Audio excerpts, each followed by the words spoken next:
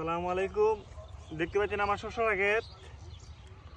গত ভিডিওতে দেখছিলেন যে গাছ অনেক ছোট ছোট ছোট ছিল, মোটামুটি গাছ অনেক বড় হয়ে গেছে।